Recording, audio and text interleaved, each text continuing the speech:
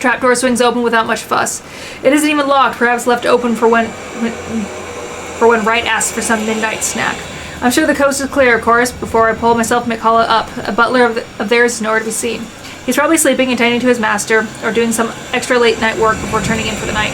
Meanwhile, Wright won't touch anything to do with menial chores, not even with a 10-foot pole. It's next to impossible for him to linger here. No servants. No anyone. And just as easy as that, we're in. Gently, I close the hatch. If things go well, the same path will be our way out. If our luck doesn't hold, that's not an option now, is it?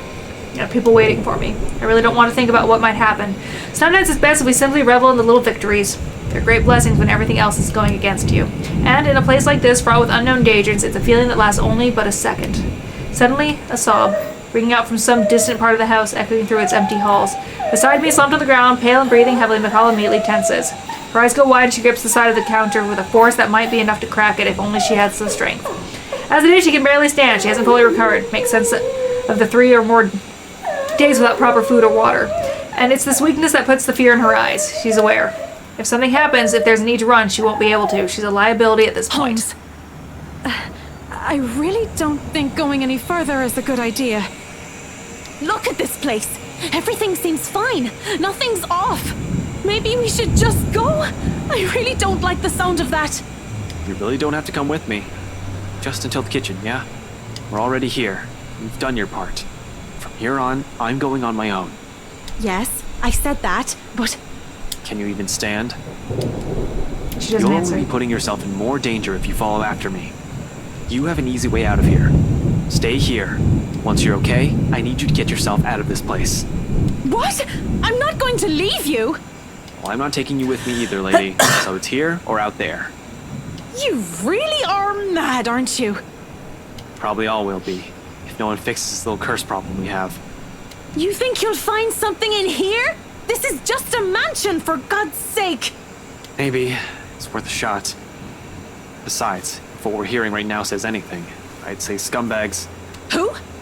Right. He might be knee-deep in trouble and he has no idea about it. McCullough still appears as if she's about to argue, so instead of more words, I unholster my taser and hand it to her. A standard issue for every member of Luxborn police force, but it shouldn't take a genius to know how to aim and fire. Even Isabella may just be able to use it without retraining. Yet Miss Interior Designer Extraordinaire stares at it as I've just handed her something particularly nasty. Listen, you want to wait? Fine. I'm leaving this with you. But if I don't come back here within 15 minutes, I want you to backtrack and get the hell out of here. Are you daft, Holmes? I already told you! In case something goes wrong, I need someone who can tell people what's going on. Who can tell my friends what might have happened here. They're at the crawl.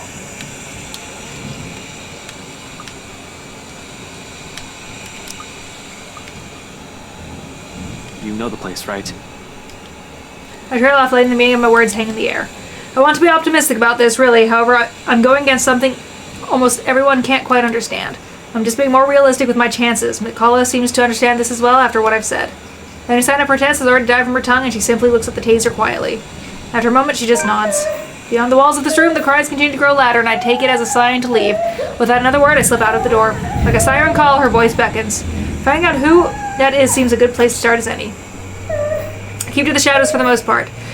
Not that there's any need to. The entire place feels empty. Odd when a house this big should have a large staff. You'd think there'd be one or two roaming about for some late-night chores or some seeking out whoever's creating this ruckus. There's none, however. They have security posted inside as well. Unless their security means the butler. Though I doubt Scumbag's that sloppy. He loves his life more than anything. Probably more than his own wife. And the things he's done, he's bound to make more than an enemy or two. He's also the kind who'll do anything to keep himself safe.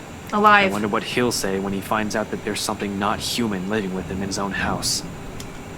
Potential danger aside, being on my own grants me a greater degree of mobility, which I'm more comfortable with. Sure, I could have enlisted McCullough's help. Next to the people who owns this, she's probably the one who is most familiar with the mansion. But the cons of bringing her outweighs the pros. She's better off somewhere a quick exit in sight. With no tag along, I only have to worry about myself, watch my back. Selfish, I know. In the same manner this whole plan is, no matter how idiotic going into this is. Besides, I don't really need a guide when the house's layout is fairly simple, almost mirrored with only a few modifications in the room. Although I've only been here once, I think I already have a good... You've been here twice. I only have a good grasp on this place ins and outs. As long as you can tell which is... Because he came for the lookaloo, the house opening thing, and then he came for the housewarming party. As long as you can tell which is east and west, it shouldn't be hard to find my way around. After the dining room, the main foyer should be the next thing that greets me, where the woman's cries are leading me. Honestly, after what happened outside, I'm not sure if I should be trusting what I'm hearing. But with the whole house somehow seemingly devoid of any of its inhabitants, I'm inclined to look into this. More than surviving this curse, a huge part of this is my training speaking. Just hope this isn't a crime scene I'm walking into. But nothing's ever that simple, is it? Not when you're dealing with the supernatural. Nope. Because as soon as my feet cross to the next room, something shifts. In a flash, nearly without fanfare. It happens in the blink of an eye, I almost miss it. One moment there's red, and the next, I'm standing alone in the foyer. For a brief instant, I pause, glancing wildly around the place, blinking twice as if my movements will spur the vision back. Yet, nothing. No blood dripping on the walls, no trailing down the stairs or pooled on the floor, no eyes watching my every movement. Only the same cries gradually growing in intensity the longer I dally, along with the voice. Desperate. Where are you, Mother? Pleading. Mother, please. I don't want to be alone. Coming from the same direction I heard the cries from, upstairs. The place is not entirely empty, then. A better question now is who. Definitely not Scumbag or the butler. I've yet to see hide or hair of them, and not knowing their whereabouts puts me on the edge. I have to be careful not to make any noise or be seen. Maybe the wife, though one can't really tell if it's her the way the wells echo her voice. Nevertheless, it pushes me to move. Take almost 2 steps at a time, despite the sickening feeling that something's lurking behind every great shadow, every small corner I pass. As if the house has several eyes watching my every movement. As if something alive dwells behind the walls itself.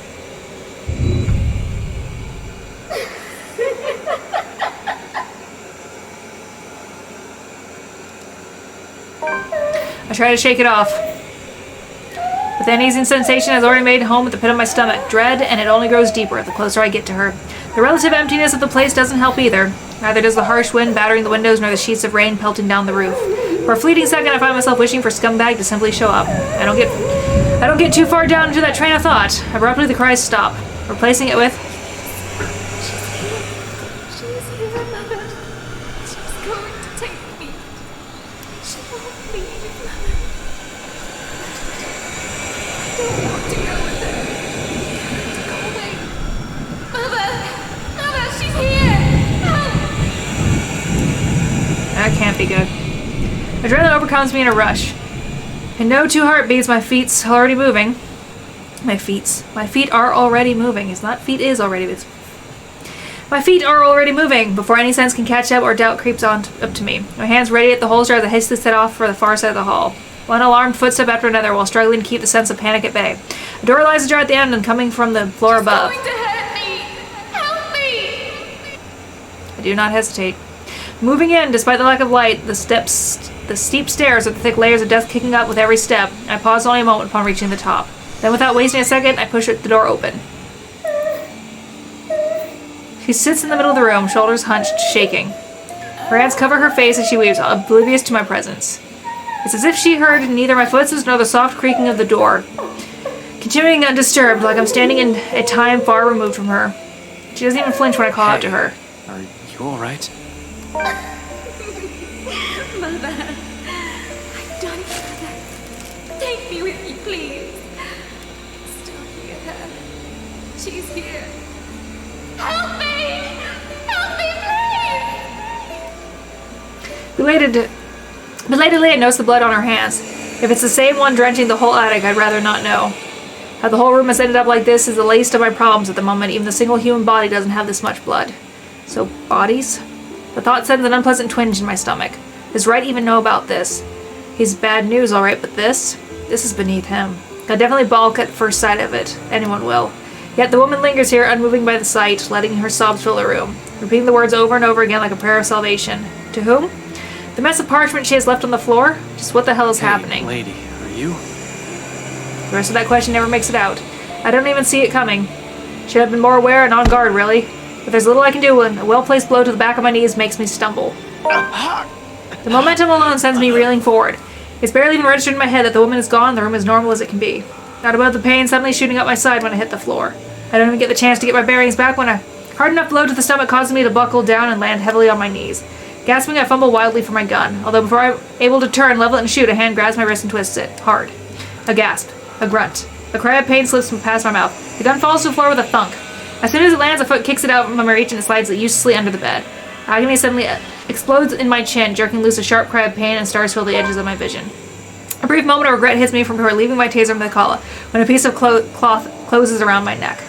Without warning, my attacker pulls tight. I'm left gasping, choking, clawing for air, blindly reaching behind me as I still try to fight him off and loosen the pressure on my neck. Except any sort of movement only causes him to pull it taut. My, so many rats scurrying about in this mansion Johan! lately. Writes Butler. Tell me, what did you do with the madam?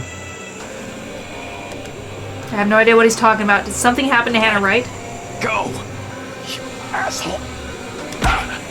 Now, Dummkopf, you're in no position to be rude. Last time I checked, I'm not the one breaking into other people's homes. Now answer my question. What did you do with the madam? The pain rings and resonates through my already sore body. Still, I managed to write it out. It's a mutinous. You. Keep that dirty mouth babbling and you're getting a knife in the kidney. I assure you, it will be more painful than this. He really doesn't need to threaten me by now. It's all too much to bear at this point. My lungs feel like they're burning with a lack of air. Dark spots begin to filling the edges of my vision. Ever so slowly, the world around me dims. My consciousness rapidly slips away from me, without meaning to. Get away from him!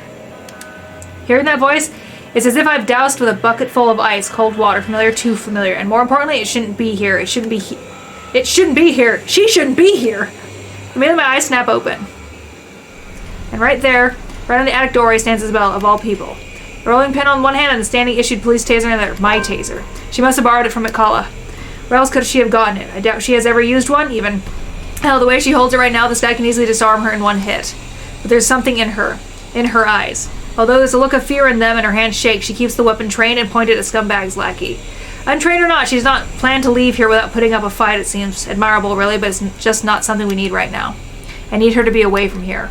I need her safe. But the chance of that happening grows slim with every laugh that slips from him. This is just getting better and better. The Bratwurst won't be pleased with the number of bodies we have to dispose of today, you know. Tell me, how many of you are there? So I can prepare the proper number of bags. Damn it. What the fuck is going on? Why is she here in the first place? Did she follow after me? Who else came with her? Zach? Rebecca? Are they all here? Panic surges through me. She knows how bad the situation is, but did she really have to run in here and expose herself like that? Does she even know how to use a taser? For fuck's sake. More than worrying for my life, it's her I'm concerned about. Getting strangled, dying by choking isn't part of the plan, but her following me here isn't either. This is why I prefer to do things alone. This is why I'd rather be the only one to take the consequences. I don't even want to think what this bastard might do to her after he's done with me. Though my voice comes off nearly a croak, I try to tell her as much. She has to leave. Stay far away from here and these people. Don't! Damn it, Isabella! Get out of here! Another bout of pain erupts on my side, cutting off my words. A cry of agony bursts from my mouth. I can taste blood in my tongue as I heave, attempting to get in as much air despite the towel still coiled around my neck. You're going to lose air quickly that way, Dummkopf. Better keep it shut. Get out! Out! Out! Val! Don't be stupid! I'm not leaving you here! He laughs, too cruel, too unforgiving. The way each note beats against my ear, in spite of the warmth in them, sends chills down my spine. This is a man whose hands have already been stained with blood before. He won't hesitate. I'd follow his advice if I were you, little girl. What could you possibly do with a toy? Just hand it over and be on your way. It'll probably be too difficult for a little girl like you to use. There's a moment of silence. Fuck, I can barely keep my eyes open. But in the next second, though I still don't exactly understand what's happening, Isabella shouts. Not a cry of pain, not a yell of panic, but one that resolute, firm. Perhaps in a tone that's leagues fiercer than any I've ever heard from her before. Ashton, duck! I do. More out of instinct and desire to survive, closing my eyes before my mind can fully process what's going on. It all happens in a blur. The telltale sign of the taser being discharged sounds throughout the room. The air cackles. Something whizzes by almost too close to my ear, followed by the thud of something blunt connecting solidly with another object. Next thing I know, the towel strangling has started to loosen. I collapse on the floor, dazed and gasping for air. From my peripheral, though, the haze of blood rushing and sound slowly filtering back, the butler buckles. He spasms once. Then, without much fuss, falls face first beside me, knocked unconscious by 50,000 volts of electricity and a fucking rolling pin. He'll be out for a while. I have no idea whether I should laugh or cry at that. Somewhere in front of me, my eyes vaguely registers Bella's form. She slumps on the floor, also breathing heavily. Right next to her trembling hands, both the taser and the rolling pin lie useless and forgotten while the mood in the room eases.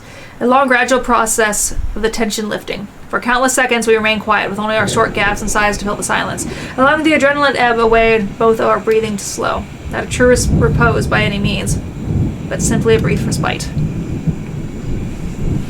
There's still the curse. We're still inside the mansion, in immediate danger. We still have no idea how to fix this. Outside, the rain seems to only intensify, lightning flashing, fleeting somewhere, white and piercing, and sky rumbles. No rest for the wicked. I stir first, once recovered, having regained some semblance of sense and strength. Breathing still hurts, but it's bearable, as is moving, although every small motion causes a wince. There will be bruising tomorrow, I can imagine. Retrieving my gun from under the bed is easy, but only with some effort. I am able to drag an unconscious man to the far end of the room, strap one end of the handcuff on his wrist, while fastening the other end to the bed frame. That should keep him restrained for a few hours, in case he wakes up prematurely. All through this, Isabel stays quiet. In fact, she hasn't even moved once. Her hands still shake and taking in long draws of breath while she stares vacantly in front of her, almost as if she's in shock. Perhaps she isn't even expecting any results, spurred only by some kind of desperation. Now it's sinking in. Unfortunately, we need to get moving. We don't have time to wait for everything to register in our heads. Kneeling in front of her, I give her a light shake. We need to go. We can't stay here. Slowly she turns, staring at me with wide eyes. Worry flickers gleefully in them along with something ineffable. Then, without warning, she shifts a hand and slaps me right across the face. The sound of it cracks the air, shattering the silence like a fragile glass breaking. Despite the familiar rumble of the thunder outside, it manages to ring louder above the storm. I don't even know what hit me until my head has already snapped back and my cheek stings with anger. And it is anger. In spite of all the stillness and lack of words afterwards, not fuming though, never fuming, but the kind that burns lightly and soundlessly. A frustration instead of a seething rage. At the ebbs just as quick as it flows, and once the tide subsides, there's only that gleam in her eyes, warm, steadfast, and unflinching. And quietly brace myself with the truth underneath that gaze. It slips from her lips softly, nearly fading under the sound of the rain still falling fast, if not for the weight of each of the words. What's wrong with you? A lot of things. Belle. If Zach didn't slip up, no one would have known where you went. Belle, one person knowing is enough. Any more than that, and You almost died. He could have suffocated you right then and there, and you could have died. Yeah. I told Zach to give me 4 hours. That would have been enough time to... It would have been too late. And by the time anyone ever finds out, you're already fertilizer. She trails off, drags one indrawn breath after another. A brief lull of her frustration finally gives, dissolving to something more pensive and somber. Her shoulders droop, and though her voice rises hoarse and weary, in her next words there's only certainty. You count too, you know. When I said, that night when I told you I don't want to lose anyone anymore, that includes you, alive. We're still here, Ash. You have us. Once their meanings fall, roar. It does so not with force of dam breaking or a raging storm, but with the gentle, steady warmth of a hearth burning. An ember easing slowly, lightly, rising and giving until all that's left is the truth and understanding. Not alone. Never alone.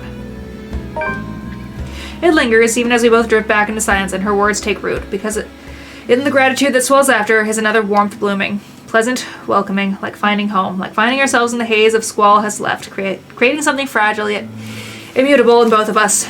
It's in her eyes, and the way she holds my gaze unwavering, in the way she carries herself despite sitting amidst a place she fears, in the way she keeps herself from trembling and falling apart because fear is inconsequential when people she cares about are at risk. A change. She realizes that now, holds on to it. Another little thing, another small thing from her, that may go unnoticed and pass by quietly, but will eventually amount to a lot of things. Tiny gestures that mean nothing at first, but began to matter to me one day until... Oh. Despite myself, a small smile slips from my lips as the same warmth from earlier unfurls in my chest. I'd hurried, familiar and bright from all these years I've carried it, but have never given the words for it. Stop smiling like that, Ashton. I'm not done scolding you. But this time they come I heard easy. all of it. Don't worry. Are you really okay? That guy hit you a little too hard on the head. Here, let me...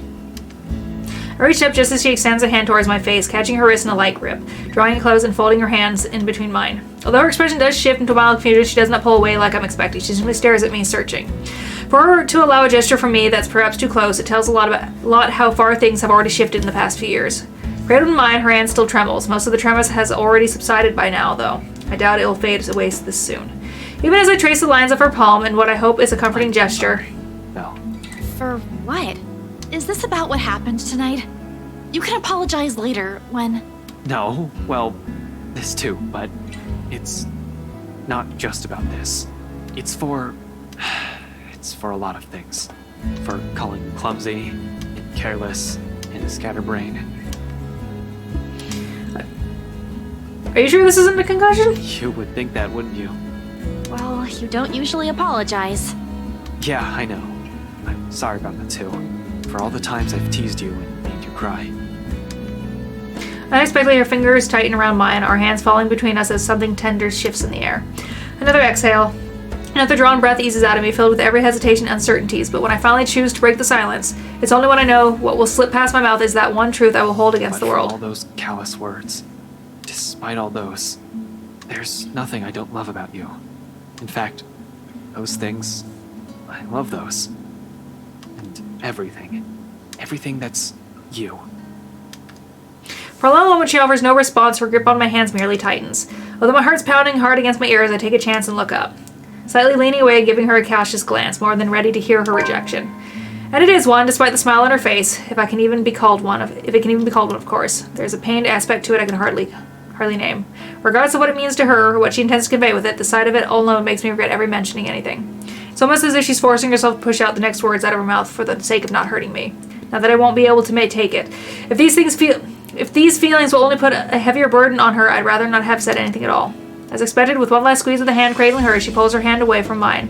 When she speaks those, there's a stark refusal to meet my eyes. Not that I hold it against her. The situation's already awkward as it is. Ash... She pauses, biting her lower lip. A small frown forms between her eyebrows while she struggles to find the right phrases to string together. Ashton, I'm really sorry. Oh, no, it's cool. I was already expecting that. Kind of. But you don't have to... No, I mean, I can't. I can't afford to think of anything other than helping my family. Especially now that Papa's gone. They're going to need me more than ever, Ash. I'm sorry. I really can't. Not right now. I've always known it would lead to this. To some extent, her family will always come first. Who am I to take that from her? It hurts, of course, but the pain eases, knowing that in spite of circumstances, her heart will always be in the right place. That she's still the same woman I've fallen in love with. It's all right, Belle. Don't apologize. If it still matters, that's actually what I love about you. Of course, not that I'm expecting anything by telling you that, but you get the point. Yeah. Thanks, Ash. I mean, thank you for loving me. Even after everything. Her response is a smile. Her response is a smile and a soft laughter, perhaps the sweetest I've seen and heard from her. Just from it, I know nothing will change despite her answer and any lingering feelings that will come. You guys are wasting fucking time. Your friends could be dead downstairs for all you know, ghost fucking shit. And there will be. Lingering feelings, that is. With the way she barged into our lives 5 years ago, it'll probably be enough to leave a terrible impression on anyone, but that's also precisely it. It's probably people like her that you don't easily forget. It's them that gradually worms their way into a person's life until the very thought of losing them becomes unbearable. As it is, I'm already content simply staying by her. No grand expectations or hopes attached. It's the banter, the small smiles, and the quiet little moments that roar. I love her, but that also isn't all there is to us. I know I caused you all kinds of trouble these past few years.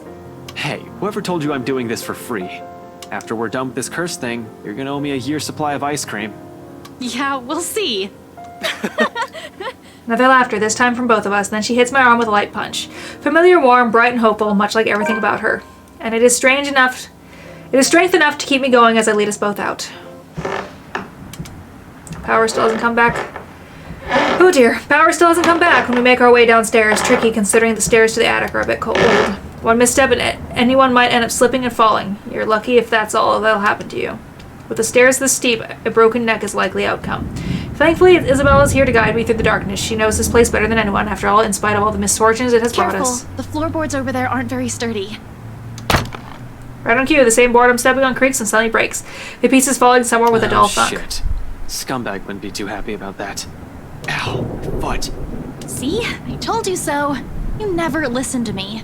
They renovated the whole mansion. They can't even replace one tiny part of the house. Why don't you file a complaint to BRC then? I'm sure they'd be thrilled to hear it. You know it was such a rush job. Outside, the winds have intensified. Even from here, I can hear the gusts battering the window in the attic. It makes you wonder why, up until now, the only person we've encountered from this house is the butler. Although, to some degree, that makes sense. He is in charge of running the place. Where are the other servants, though? In this storm, wouldn't everyone want to stay inside? Wouldn't anyone want to? Feels like everyone. A likely assumption is they're all asleep. The route I've taken doesn't really pass by the rooms they're likely assigned as the servants' quarters. However, they also have heightened security. Reading. I'm tired. I brushed it off earlier, thinking they'll be posted a lot closer to where the master's rooms are, but the second floor is devoid of anyone as well. As if every inhabitant of this place has suddenly disappeared overnight. More importantly, where's that scumbag? I don't like this. I don't like this at all. The fact that we're here right in the fucking middle of it makes it all the more queasy.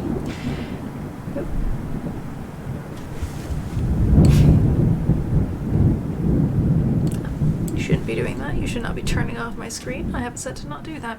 And that feeling only escalates once we've reached the landing and Isabella swings the door open.